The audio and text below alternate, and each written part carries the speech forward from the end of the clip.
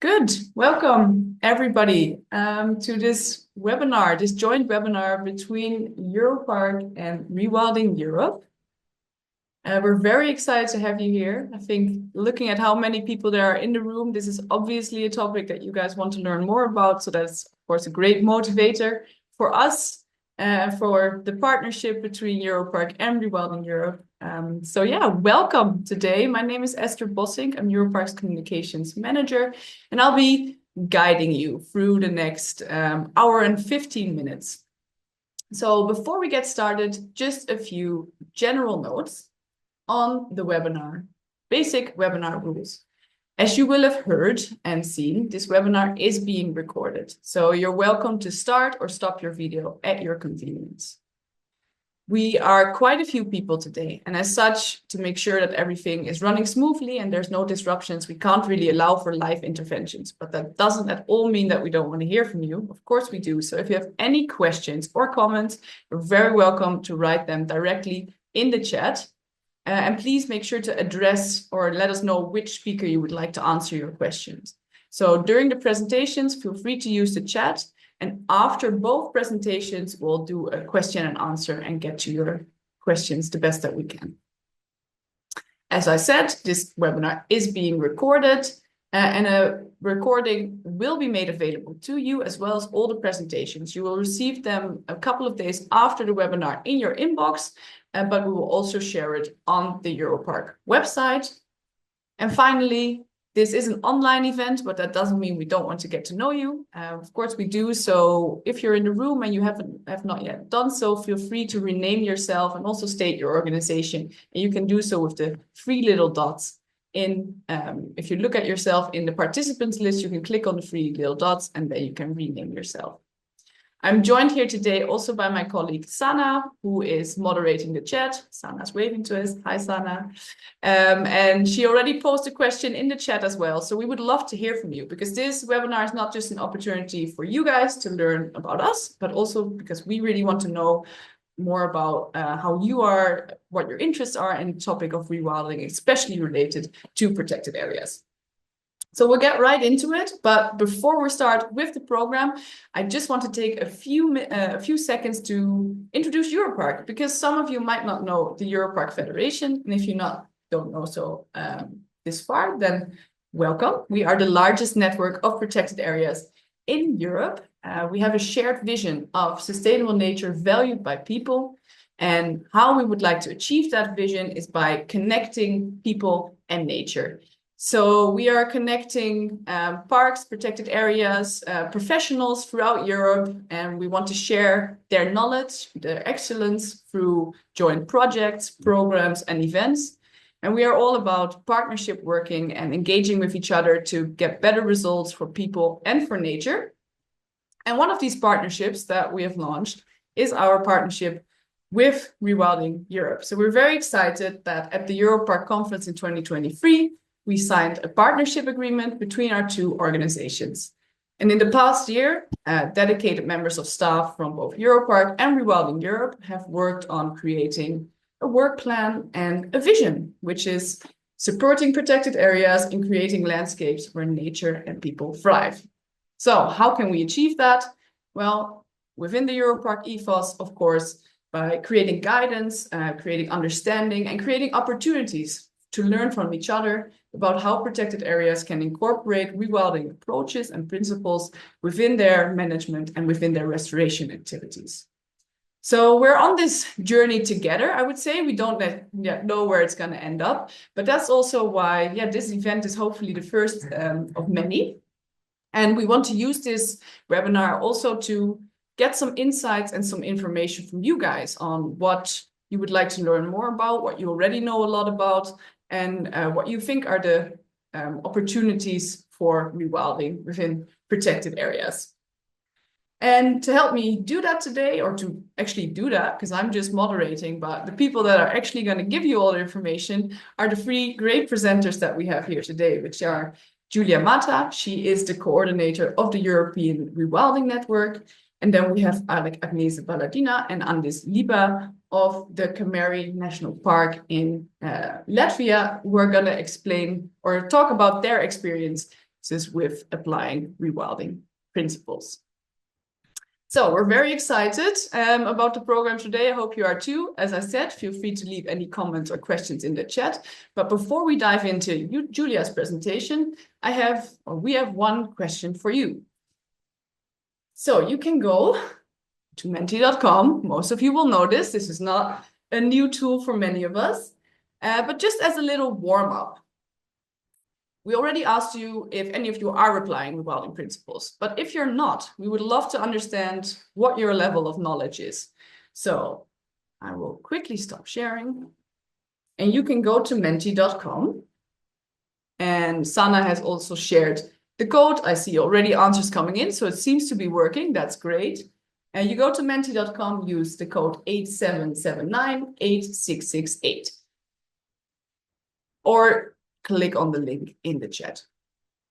So we'd love to understand what you understand and what your level of knowledge is. And then hopefully in the next about an hour or so, we can together learn from each other and our experiences. So I see that at the moment, most people have a general understanding of rewilding principles. And I would actually say that I also fall under that category. As I said, we're really learning about each other. We're learning with each other, the protected area community coming together with Rewilding Europe to look at how we can create these wilder landscapes. So we're just at the start of our journey. Thank you all for providing your input. Some are already an expert. If you're an expert, feel free to leave comments in the chat, share your experiences. If you have any interesting project pages or programs or links that you want to share with the network, feel free to do so. We really also want to use this webinar as an opportunity to learn from each other and engage with each other. So good. Thank you all for this little warm-up and participating in it. I'm gonna now hand over to Julia, because for everybody that knows nothing about rewilding principles or knows a little but not too much, Julia is gonna explain a little bit more about what Rewilding Europe does and why it's so important. So Julia, welcome, and the floor is yours. Thank you so much, Esther. Thank you, everyone. Thank you to EUROPARC for having us. And I was really glad to see that so many people have some knowledge on the rewilding principles. That was actually a very pleasant surprise. So I am sharing my screen over here, so sometimes I may shift a little, but I am going to be talking to you about rewilding in Europe. So I'm going to go very broad at the beginning because I know some people have not that much knowledge on rewilding. So what is rewilding? Rewilding comes basically from the degradation of the landscapes across the world, but in this case, of course, we're focusing on Europe.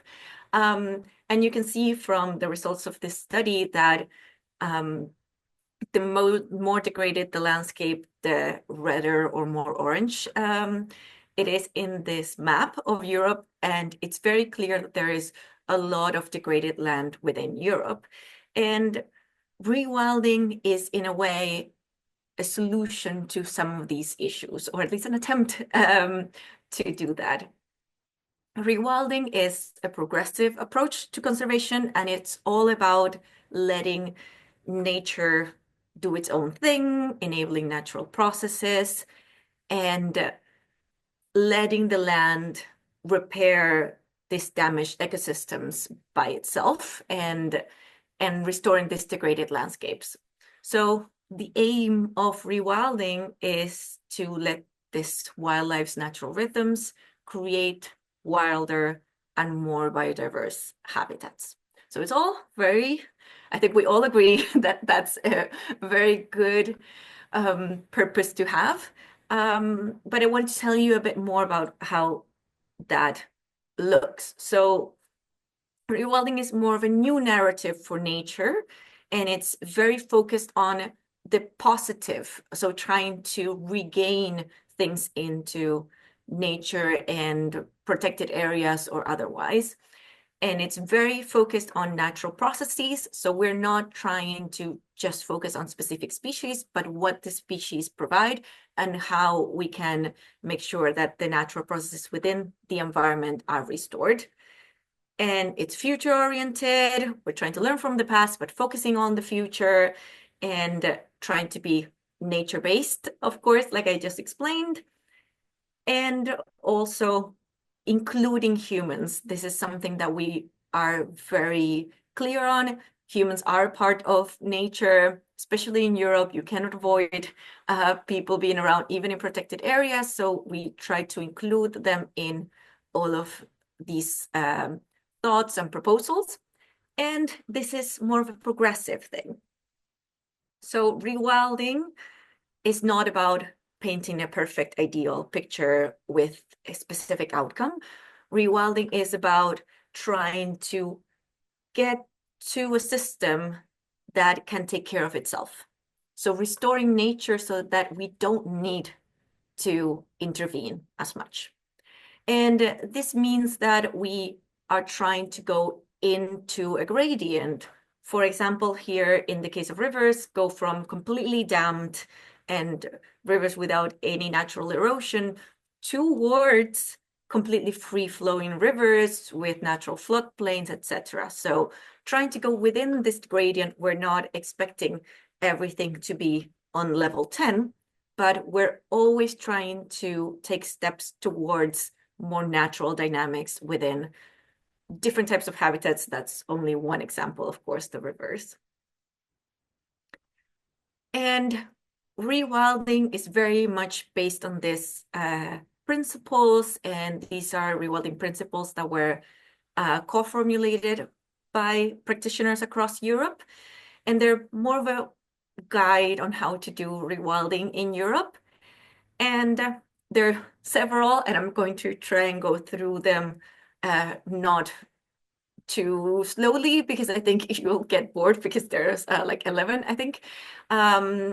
But yeah, I think if you consider rewilding with what I've told you already, these are quite logical because we're trying to provide hope and purpose, be future oriented with a very positive outcome because we're trying to restore things. So that's very important for us to provide a different point of view, offering natural solutions to problems that may be happening. So for example, there's a lot of catastrophic wildfires, and maybe there is a natural way to deal with this through herbivory, for example, without having to do other types of interventions that are more human-led. Thinking creatively, so trying to come up with a lot of innovative and new ways of handling things. And you all know that very well while working in protected areas. I know that already. You have to be. But that's very important for rewilding. And rewilding is meant to be complementary to conservation. It's not meant to be replacing anything. There's space for both things, and there are areas that just don't have that much like pristine nature and where there is a lot of space for restoring natural processes. And there's also some areas that need to be kept in a specific status or in a specific way, and we understand that. But so we all work together towards better nature. Letting nature lead is one that I've already kind of explained. We focus on what the processes are, and the final, look of a certain natural area is not determined by us, it's determined by nature, and we're trying to just provide all the tools for nature to do it itself. And then, of course, very important to work at nature scale because we may have a small site, but nature works at a much larger site, so we need to keep that in mind.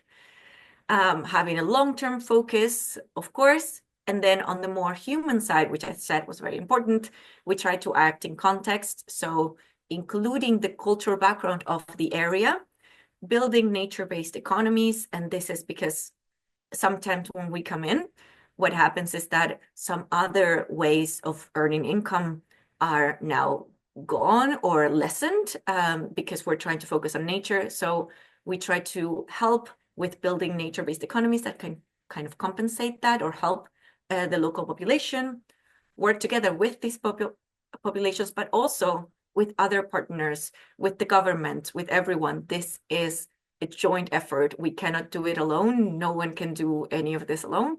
And knowledge exchange, which is something we share a lot with EUROPARC. It's very important to have this opportunity to build on each other's knowledge and not have to reinvent the wheel every time. And this way we can get so much further. So Rewilding Europe, I'm going to explain a little bit of who we are as an organization. So our vision is to make Europe a wilder place, which is, of course, very broad. And the way that we work on this is we have two roles, and now I'm going to explain first the demonstrating role. So this is where we have physical places where we work that are kind of acting as labs where we can show all of these things that we're saying. So it's not only theory, it's practice, and we're very, very focused on practice actually at our organization. And we're trying to build this expertise and this knowledge so that we can bring it elsewhere, which is the second role. But on this demonstrated role, right now we have 10 landscapes that we're working on. You can see them here. So we have them all across Europe, and all of them are really large, so more than 100,000 hectares, and each are focusing on different themes, and we're trying to have a variety of different habitats and different opportunities. And the aim is to have 15 by 2030. So we're actively working on this. And you may recognize some of these, I'm sure. So what we're trying to do is put practice as center stage. So we have part of this work that is on the wilder natures, or so enabling all of these natural processes, like I explained before. And then the nature for people, so supporting this transition for the local economy with new business models and providing help with this wider benefits that they can have. Then building engagement, so inspiring and reaching out to audiences to empower the communities and all of their more human side that's not related to the economical side, and also scaling up. And this is our aim that goes outside of the demonstrating role, and it is to develop and apply this upscaling mechanisms to help other organizations and other initiatives to apply some of the knowledge that we've gained. So as I said, we have the demonstrating role, but the other role is the catalyzing role.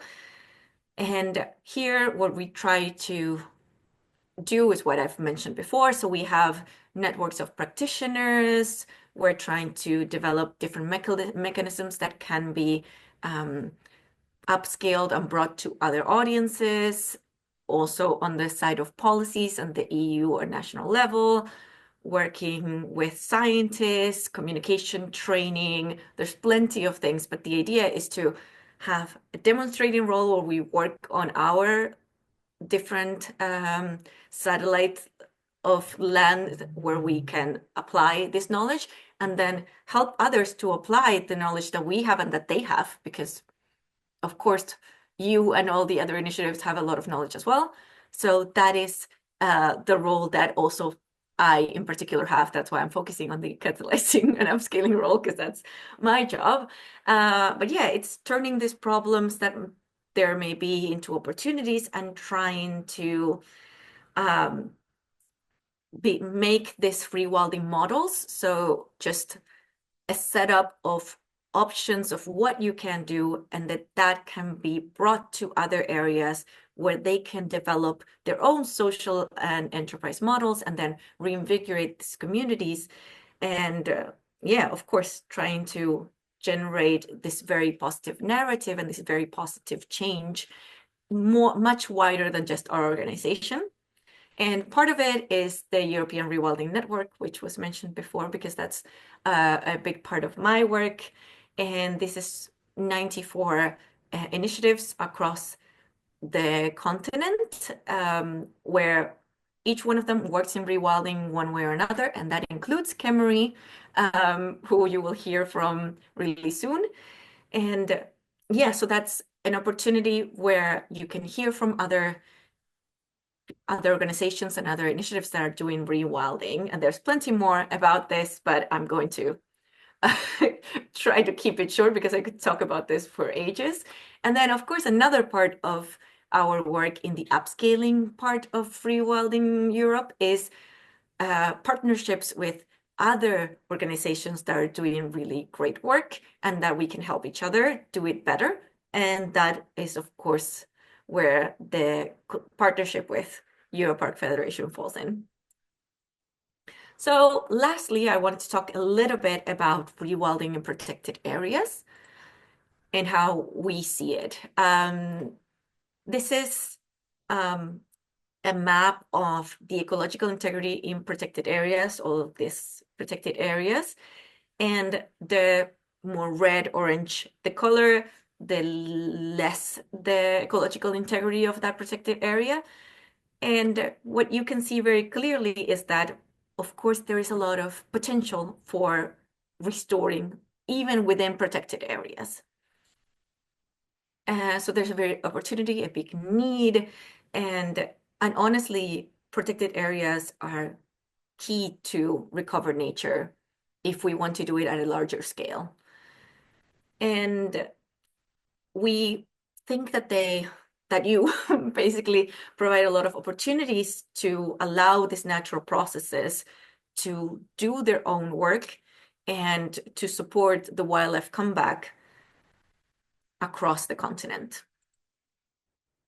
We have 10 measures that we've come up with, and I can also share this with you on boosting this wildness in European parks. It's just some ideas that we've had as an organization, and most of these are things that a lot of you are doing or that you will be familiar with, like natural forest regeneration, reintroduction or restocking of keystone species, leaving dead wood around, leaving carcasses in nature, allowing natural fire regimes.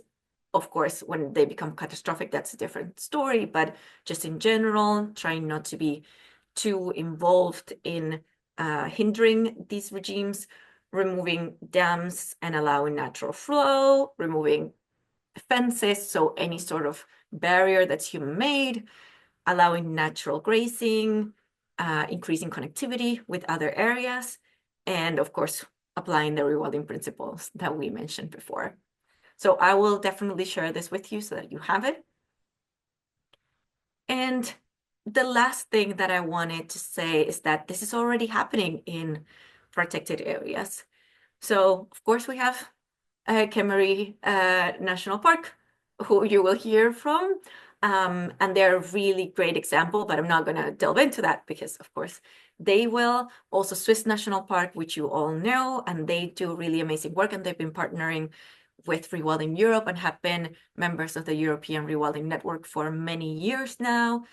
Then we also have another example like the Bavarian Forest Biosphere Reserve, who let the bark beetle do their thing. And that was at the time kind of controversial, but it really fits within our perspective of letting nature take its course and allowing these natural processes, because bark beetle is a natural process in Europe. And then we have this one that I can't pronounce,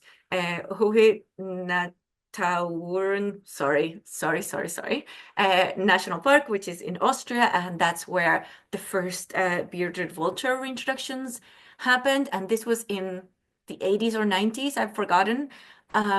So some of the first reintroductions, which is something that's very stereotypically linked to rewilding, were happening in protected areas. So this is already happening, and there's many more examples. And of course, all of our landscapes are working really closely with all of the protected areas that are nearby. So we really want to and do work with protected areas, and it's very exciting for us to be able to talk to you right now. And there's plenty more that we could discuss. So I'm actually really looking forward to hearing from you in the Q&A, but also to letting us know what you may want to have more information on, so that we can all together with EUROPARC create more opportunities for you to learn about rewilding and for us to learn from each other. So thank you so much.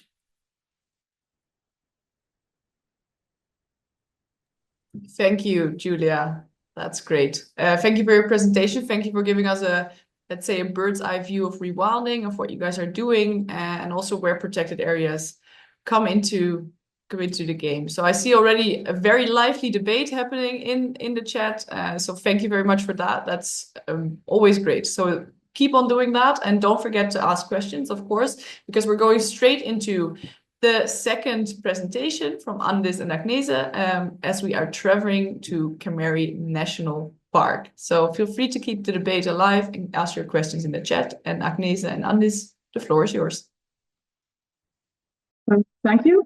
And hello, everyone. I'm glad to see that very many people of you, several of you have been here. So hello, special hello to you all. All the others are very welcome to come and visit us anytime. So to start with, for those of you who have not been, Kemeri National Park is one of the 4 national parks in Latvia.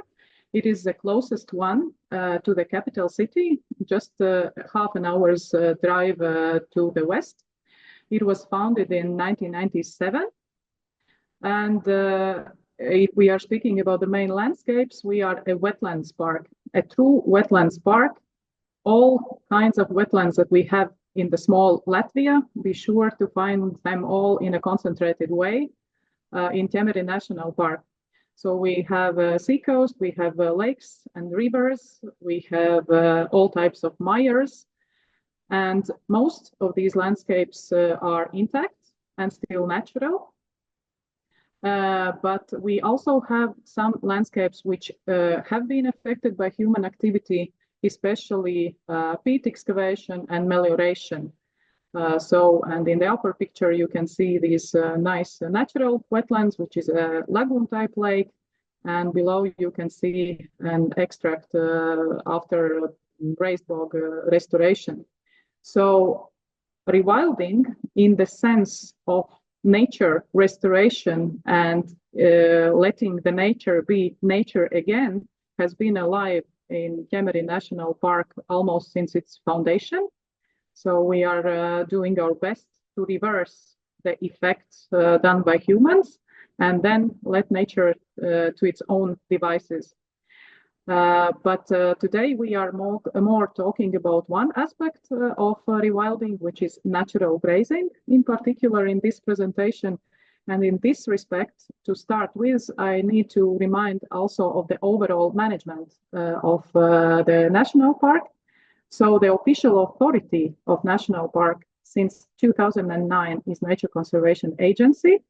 And I am representing one structure of this Nature Conservation Agency, which is Kemeri National Park Nature Center, mostly dealing with public awareness and nature education, sustainable tourism.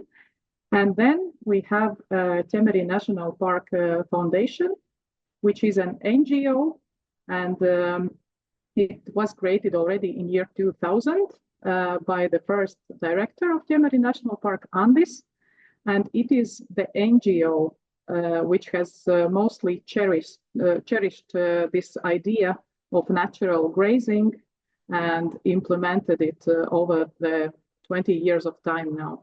So I will just give just the beginning and like an introduction, but Andis will then share his views, experiences, and yes, about the challenges and about how it all goes. So I will try to be really very quick.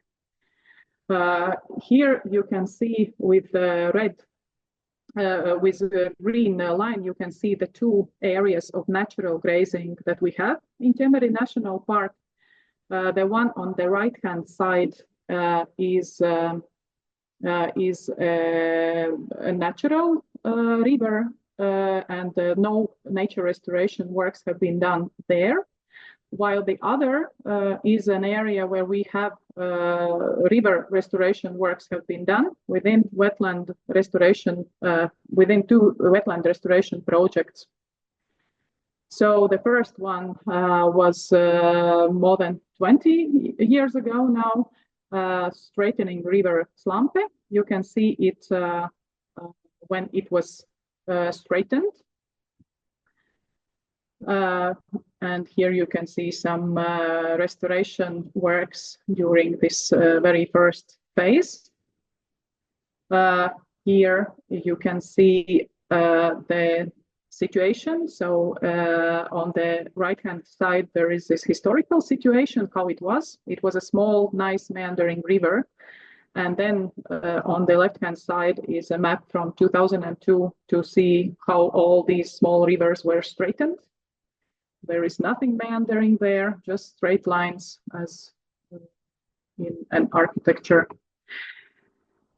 So yes, then we had these ideas for the river restoration work. They were, of course, integrated in the nature management plan. And then the LIFE project was approved, and the excavation works on the field started and were completed in 2005. So this is all from this first project, how this floodplain was restored. So before and after effect, you can see it quite clearly, how it looked before and how it looked after. And yes, the main aim was to restore the natural floodplain.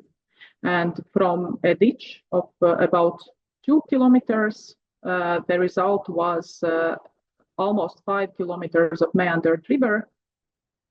And to keep the water levels up, there was a special structure before the flow into the river, into the canal. And these are some pictures of the effects. You see the floodplains are back. The spring flood is there, and it's attractive to water birds, and life is coming back again. And then about 10 years ago, in 2017, another river in the same area was meandered back to its natural flow. You can see in the picture from 2006, the river is in blue, these meanders on the lower part of the screen. And then the new river, which was done in this project, it's in red. So the pasture was extended by several hundreds of hectares, and another natural river in the area was created. And also the floodplain forests were also restored within this project. So two projects setting the scene for natural grazing. But this creation of this natural pasture, it already started, yes, a little bit even before these projects, but they were like hand in hand. And from this point, I'm giving floor to Andis, because natural grazing is really, in the best sense of this word, it's his baby. Everybody from my side. Yes, about wild pastures or natural grazing.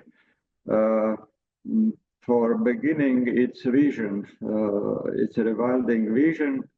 In general, what we want to see for future. Always must start with Zen. For Kemeri National Park, idea come from organization. It was more 20 years ago, large herbivore foundation, and a little bit later, large herbivore network. and several meetings, but no, the ideas,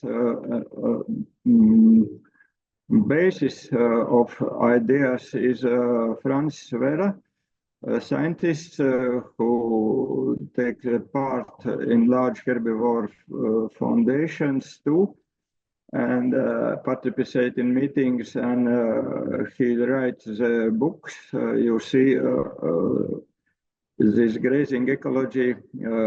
Always you can look the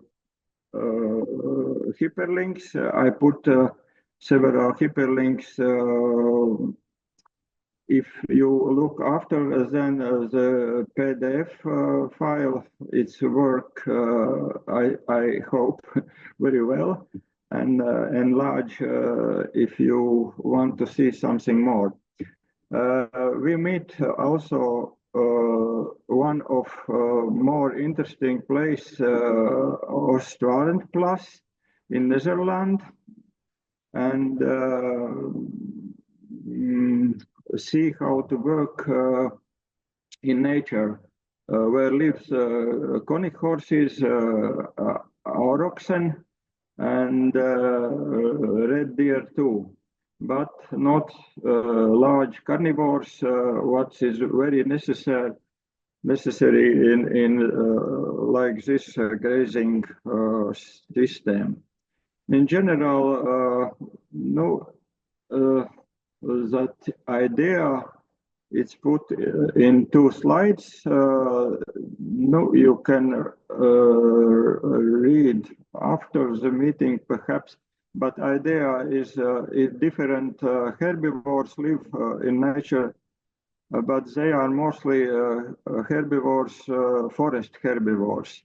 And in our nature, it's absence of open area herbivores, because all agricultural landscapes is coming in Europe, and no more space for aurochs and tarpans who was live previous times. And now we try to restore this species by aurochsen or conic horses or other animals who must to be understand we call them domesticated animals. Yes. So in Kemeri National Park we have 2 areas, and now we have quite large herd of aurochsens. In Latvian we call them Taurus cattle or Taurus calf.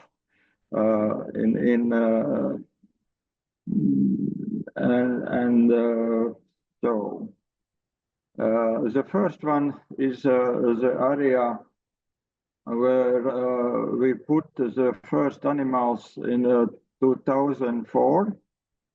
The first enclosure you see red, it's more 5 kilometers, but inside the forest, that line is not necessary, because there is large forest areas, and after the forest, large high bog, Kemeri bog, and this territory does not interesting for open areas herbivores. They live in general in open areas, who is fenced with electric fence, electric line. You see them red, and sometimes they come in the forest, but it's not usually. Usually they use the forest beside the meadows, but not quite deep. there is touristic infrastructure. We have 3 watching towers. This is one.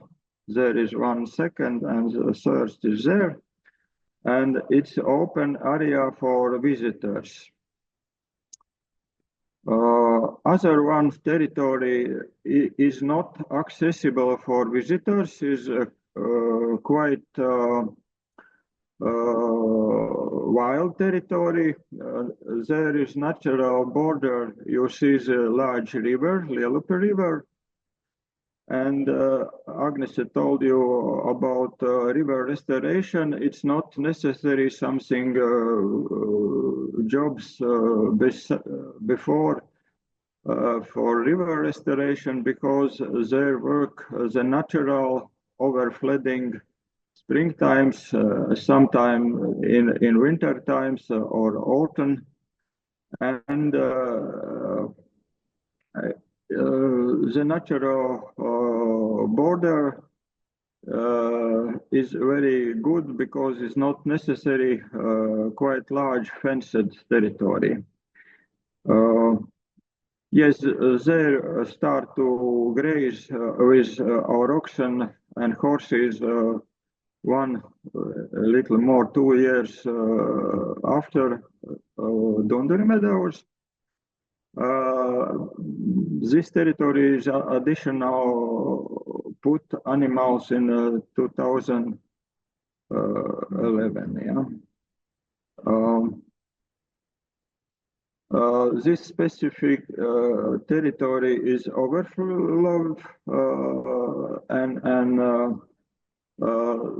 you see in pictures sometimes all grazing area is under the water, but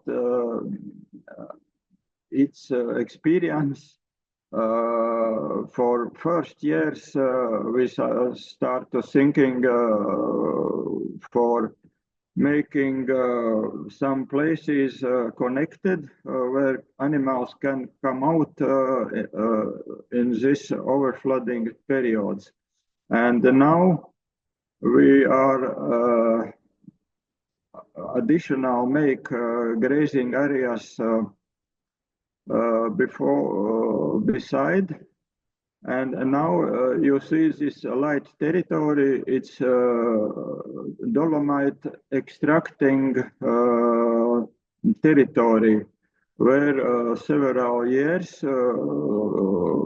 work and extract this mineral, but now this territory is closed for excavation.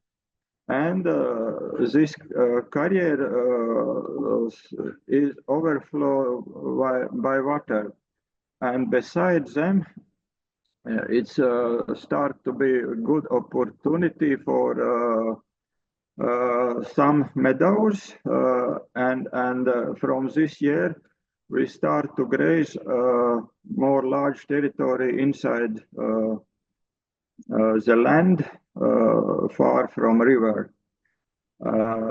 Now we make quite large the red lines fenced, because it's connected with forest, and animals start to work in other side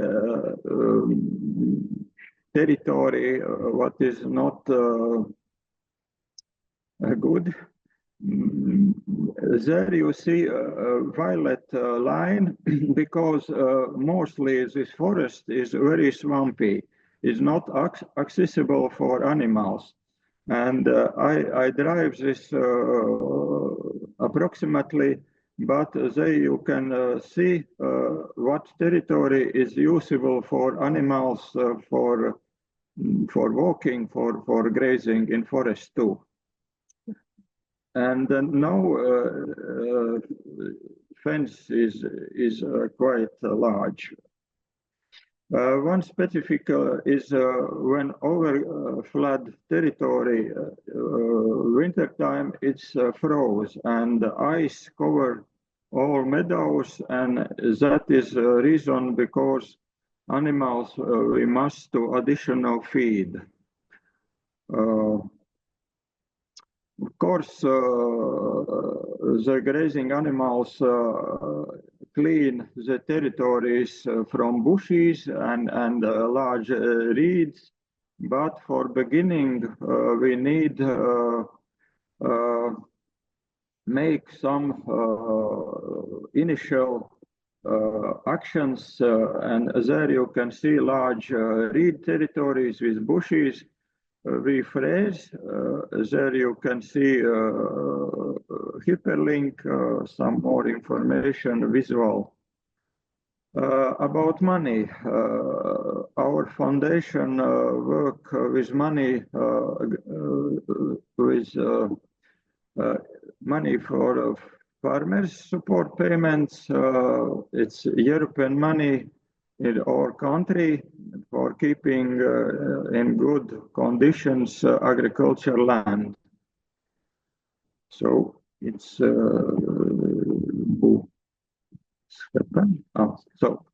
and all territory we share with wild species. I told you that they are herbivores, wild species who live in Kemeri National Park too. They are red deer, mostly roe deers, some elk, wild boars. And of course, it's very important large predators.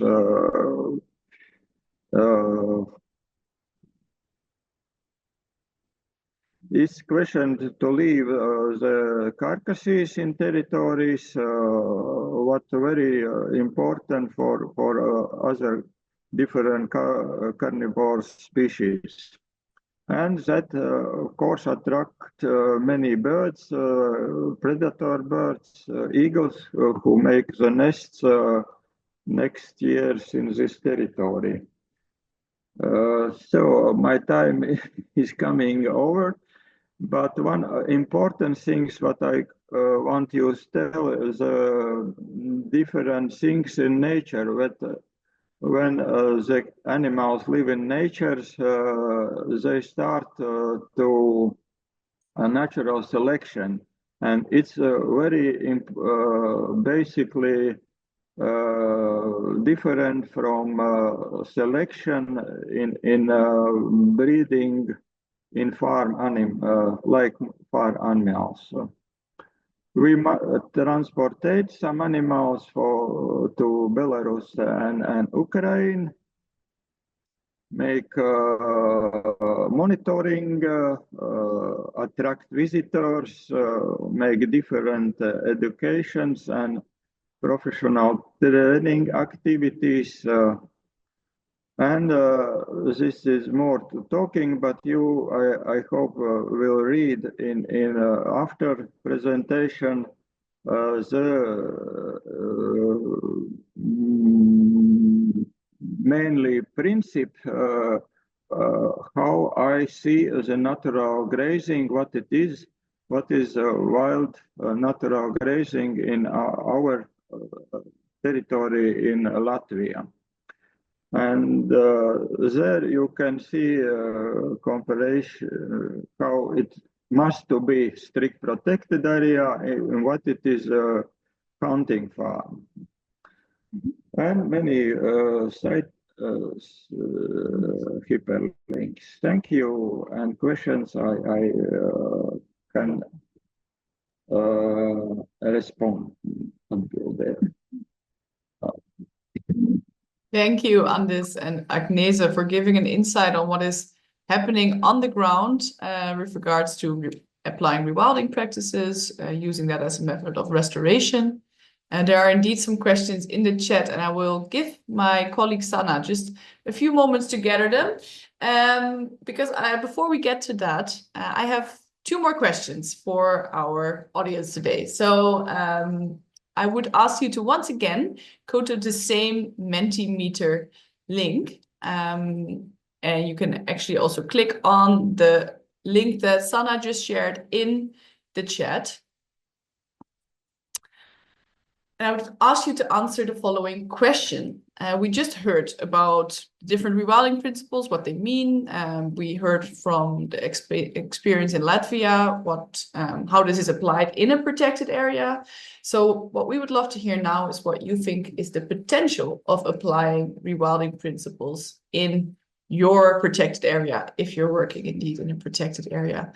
And you can actually also already go to the follow-up question, which is what do you think could be limiting factors to applying the rewilding principles? So feel free to take a minute or two to answer those questions. And this will help us once again understand what is the current status of knowledge within our network? How can we, through the partnership with Rewilding Europe, best support protected areas? What are the concerns? Whoever wrote small so far, maybe feel free to elaborate on that, why you think there's not a lot of potential. You can also incorporate that in your second answer to the word cloud. And I will share this for a little bit, and then we'll move to the word cloud as well. Yes, insufficient data. I saw, Julia, you already answered some questions on the data as well. I think this is a big topic in Europe, regardless of if we're talking about rewilding or if we're talking about protected area management effectiveness, or if we're talking about restoration activities. It's how to get data and what data we're working with.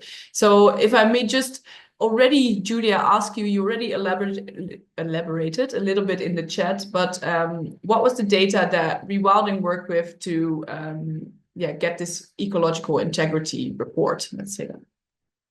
Hi, yes. So there's plenty of work when it comes to research on rewilding. I can tell you because I have a PhD on rewilding, so I've worked on this a lot, and there's a lot of research worldwide, but it's of course more recent. That's very true. And I linked in the chat a report that is from research that was done with a German university. I've linked to that. And what they've done is try to map. This was in 2020, so it's a bit outdated, but you know how these things are. And the way that they calculated ecological integrity is through measuring the connectivity and also the trophic functions of the site and the natural ecosystem dynamics of the site. But this is, of course, really difficult data to collect. So a lot of this is based on satellite imagery, which was mentioned in the chat. But I think that's sometimes the difficulty, that we can only do really in-depth research in, more localized areas, and doing research about the whole continent is a bit more challenging. But there is plenty of research, and I think we should put some of that in the Knowledge Hub so that you can have access directly to some of these pieces of research that I know you'll find interesting. But there is definitely, evidence that this can help. Thank you, Julia, for that. Furthermore, just looking at some of the responses so far, that there are some concerns about the sizes of areas, and that areas might be too small to really effectively apply any rewilding. Do you have any experiences with that from Rewilding Europe? I already saw that in the chat you said there's not really a minimum size, but can you maybe elaborate a bit? Yeah, so the reality is that rewilding can be done at any size or scale. Of course, us within our work in the field, we focus on really large areas. But we know that's not realistic for most organizations. So of course, larger initiatives that have larger areas that they can work with have a lot of options. But we also, for example, have initiatives that work with the restoration of small mammals like the water vole, and they are trying to bring back this animal into Cornwall in the UK, for example, and they collaborate with different landowners and the government to do all these releases and this monitoring in small waterways, and then the animals will do the rest of the work. For example, so they don't actually own any land or are not actually managing any of the land. And of course, you can do work with insects, with the degradation, and any small thing helps, I would say.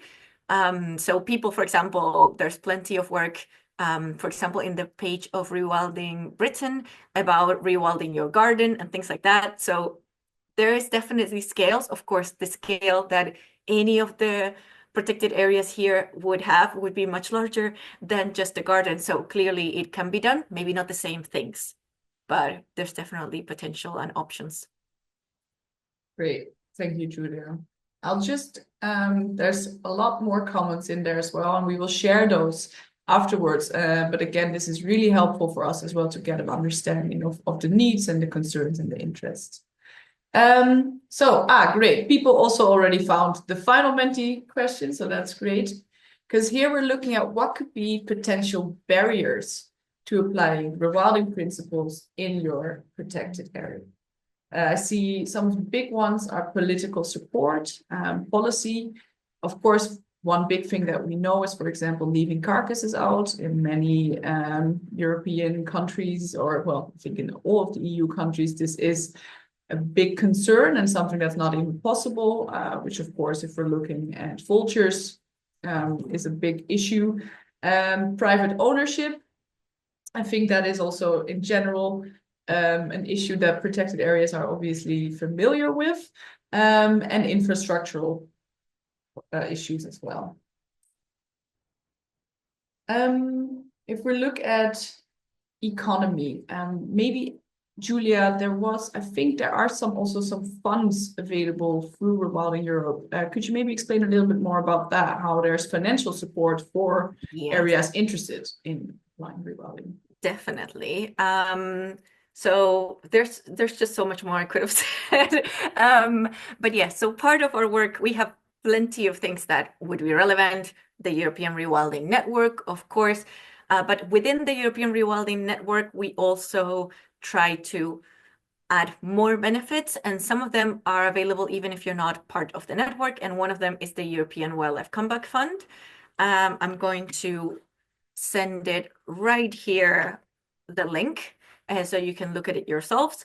But this is a funding body for smaller funds, like tens of thousands, to support wildlife comeback. And these are very fast funds that are given within a matter of weeks or just a couple of months.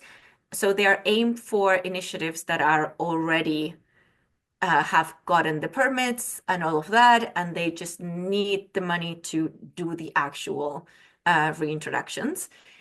So that's the funding side. There's also funding for potential businesses. That's more of a loan facility, but maybe that's not as relevant.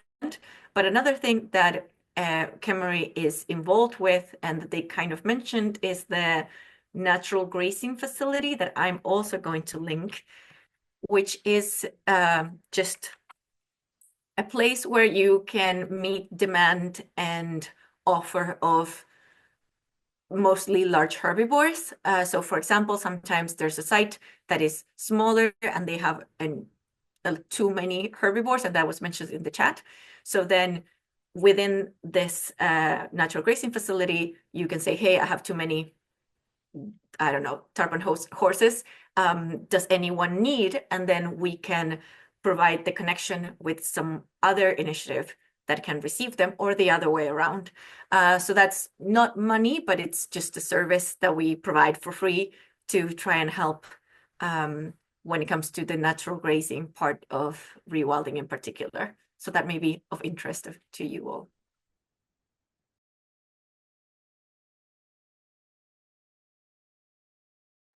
Perfect. Thank you, Julia. Okay, thanks everybody for providing so many inputs. We'll look at that more after the webinar, but feel free to keep writing. The Menti will stay open, but I will not for now just stop sharing and go a little bit further into the Q&A. And for that, I'm handing over to my colleague, Sana, who has been collecting questions and monitoring the chat. So Sana, feel free. Hello, everybody. Since Julia's been talking quite a lot, thanks, Julia, for all your answers. I have some questions now for Kemeri National Park, so Agnese and Andis. And please check the chat because there are people who want to come to a study visit in Kemeri. So please check the chat and answer them directly. That sounds like very interesting thing to do. But then there are questions about, and you might have answered some of them in your presentation, but just to make sure. So how wild are your cows and horses in the park, and how do you or do you manage them? I think, well, they are fenced and everything, but how wild do you let them be? Well, thank you for the question. As to visiting us, just for everyone, everyone is very welcome. The presentation will be shared. Our emails can be found there, and just please contact us, and we would be glad, just anyone, to have somebody over for a study visit and discuss these things. About the wilderness, well, this is a topic, a very diverse topic, about the status of the animals in general, and also as to terminology that we are using. Of course, officially, they are still regarded as agricultural animals, officially. So it's heck cattle and Konik Polski horses.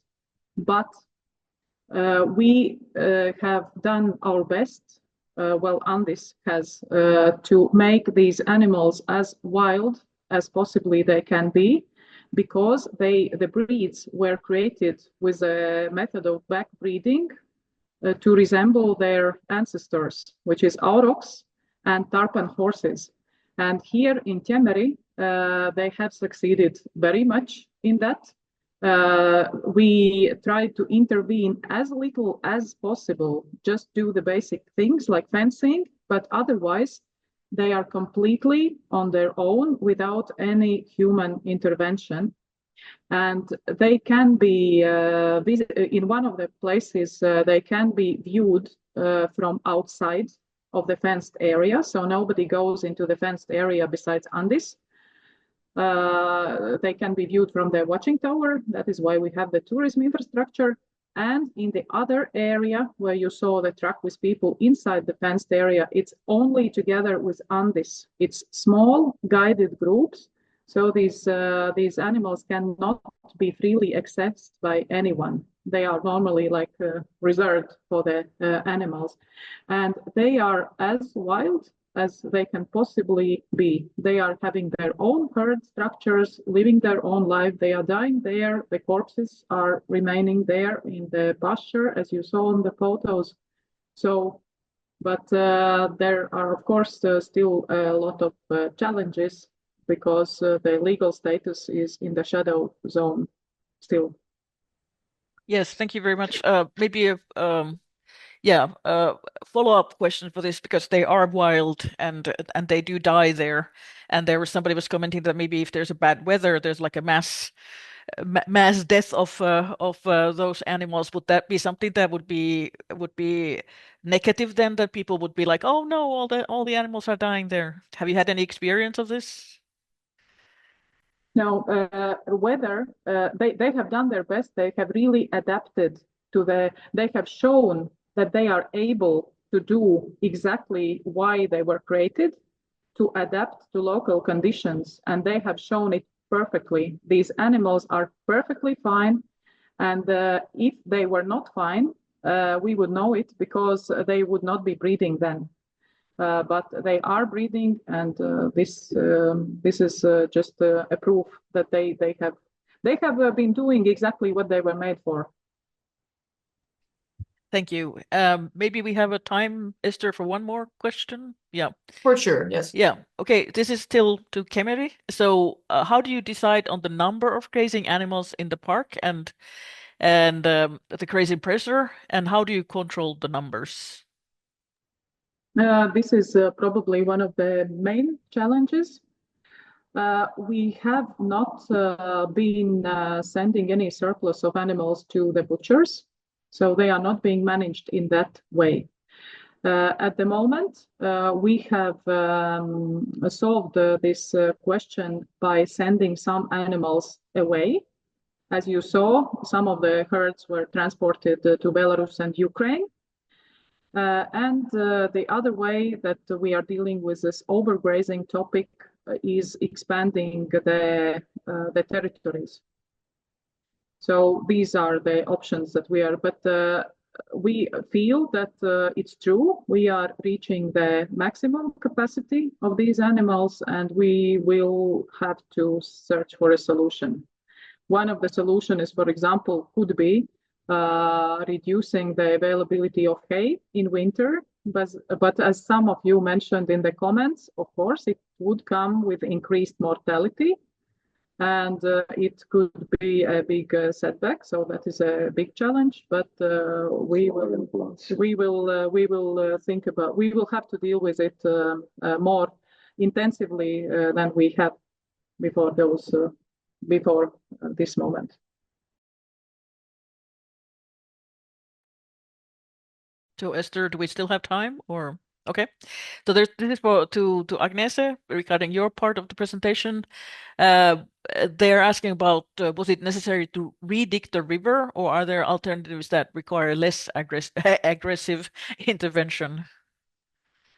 We would love if they were existing, but they were very aggressive methods to damage the river, like to turn it into a melioration ditch. And in this case, unfortunately, there were no other methods than to dig it back again to its shape, because the methods that it was damaged with were quite aggressive too. Yeah, good answer. Also, there's the question about cutting the reed vegetation. Is it better to cut the reed vegetation before the pasture of small herd of animals, for example, horses? So better to cut it before, yeah. It's better to cut it before. This is what Andis was trying to say, because the animals are reluctant to go into thickets of reeds. If afterwards, if they are cut and these new reeds are coming out, they like to feed on them. But they would not enter, like if it's like a forest, they will not they will be very reluctant to go there. Yes, and maybe a question also to Julia, maybe all the presenters. So how do you define wild?